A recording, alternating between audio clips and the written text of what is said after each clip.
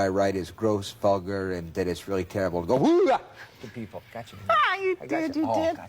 See how low this is to want to do that to people? Why? Well, it's king. One thing I've always wanted to know, do you scare yourself when you're writing these books? Once in a while. Not very often. A lot of times what you feel surfacing on your face is the sort of grin that I'm wearing right now, because you know it's tight and right and that it's working. And for instance, I'm on tour to promote this movie, Maximum Overdrive, and when we did dailies and something came off that might be really grotesque, and in some cases turned out to be much too grotesque to actually be in the film, you would hear people laughing hilariously and they would applaud and stuff like that, because your first emotion in both humor and horror is this sort of childish delight.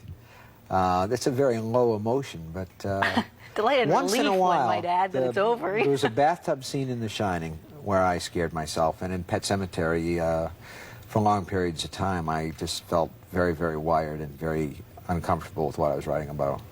You once described people's love of horror as that feeling of being afraid to put their fingers in the toaster, or somehow a secret fascination with the person who got ground up in an industrial blender, that type of thing, and the penchant to stop and look at accidents. But in your own personal life, are there things that you are actually afraid of? Because you certainly make people afraid of their dogs, their cars, their trucks, their cats. Well, I'm afraid of trucks and cars. I mean, Maximum Overdrive is about trucks. Christine was about a car that drives by itself. Because as a child, they seem so large and I seem so small, and I had the same imagination then that I do now, except that for a kid, everything is harder to control.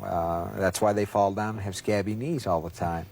And I would imagine them starting up, even if they were stopped, and kind of scuttle behind them, because they look so big and blind, and bulldozers, the treads look so cruel, and I would imagine what would happen to my little fingers if they started to move while my not that I would have ever gotten my fingers near them.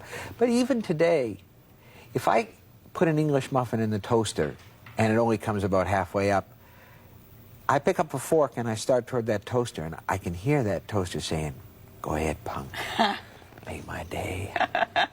But when you, I'm just imagining this. I just imagine being in your mind all the time. I mean, you must never stop, and that's why you What must an write. awful squirming can of worms. That's right. No, it's really not like that at all. Well, you're probably healthier than most people, Except for because the you give vent blackouts. to so much, except for the Yeah, blackouts. you know, that's and the full moon, those times bad.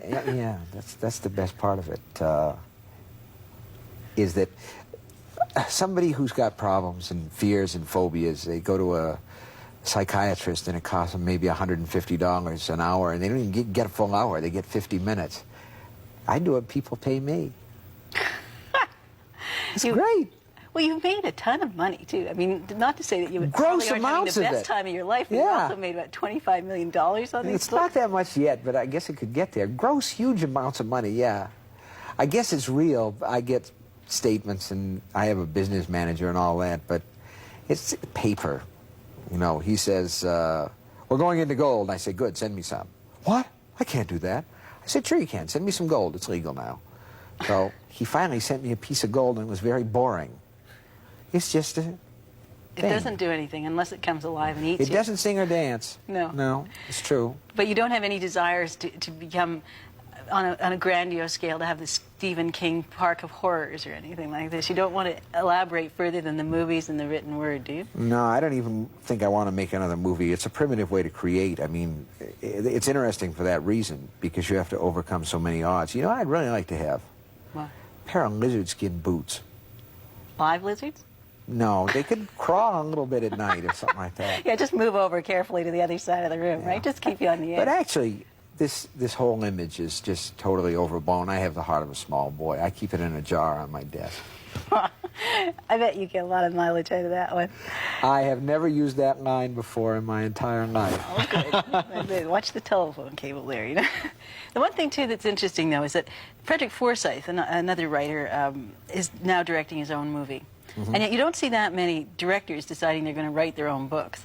There seems to be a perception, I think, among writers that they can do it better. And yet you could have easily hired a director that you respected as well. But you had to do it yourself, and I wondered why. I got curious. People would write letters, and sometimes what the letters said, they really started to flood in after The Shining.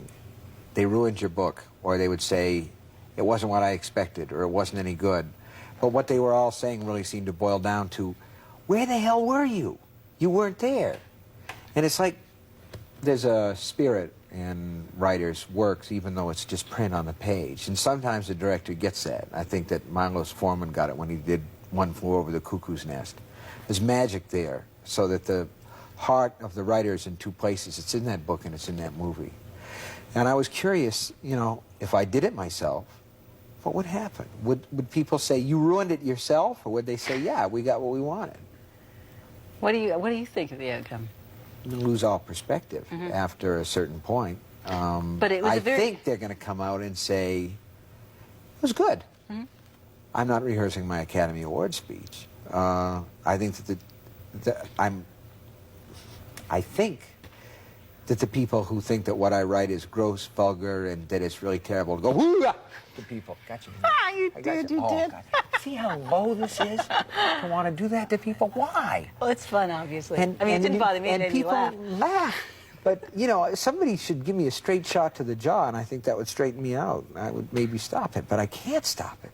It's like, please stop me before I do it again. Oh, but people want you to do it again, obviously. They like it.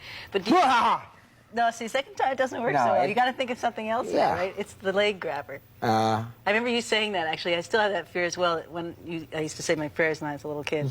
And that fear that if you didn't get your feet up fast enough, under the bed, the leg with the arm, something would come out. Well, you had that same fear, and you always play on that emotion in people. Yeah, I think that the only way to do it is to make the audience really care for the characters, and then to put them in situations that will simply twist the reader inside out. Because if the reader wants it, he should not get his $2.95's worth. He should get at least $4.95 out of that situation. I mean, guys, if you want to sweat, I'll try to make you sweat bullets, because that's what I'm here for. I mean, it's like Bruce Springsteen in concert. If you're going to come to rock. You know. You aren't worried about overkill, because you are. Tell me how many books you have coming out this fall. 4. No. I have 1 coming out this fall, 4 in the next year. 4 in the next year, but that's they're the already clearance coming out. sale. You've written them. Yeah, they're written, so why not publish them? I mean, if people don't want to pick them up and buy them, they don't have to. I'm not going to twist their arm, but they're great stories, guys, great stories. I don't think you actually even have to sell them. I think they sell themselves. I think they actually you've invested them with a spirit, and they go out and sell themselves. Thanks an awful lot for being here. You scared me. That was mean.